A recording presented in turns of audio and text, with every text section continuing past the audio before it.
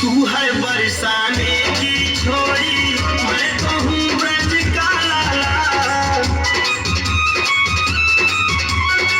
मैं राधा हूँ गोरी गोरी, पर देखो तुम हो काला।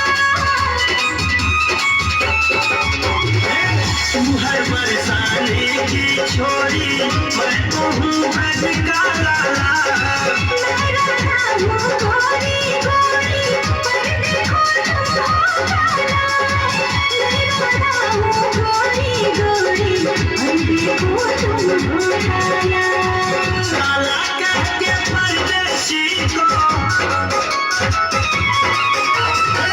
काला कह के परदेसी को, काला कह के परदेसी को छोड़ न देना भैया।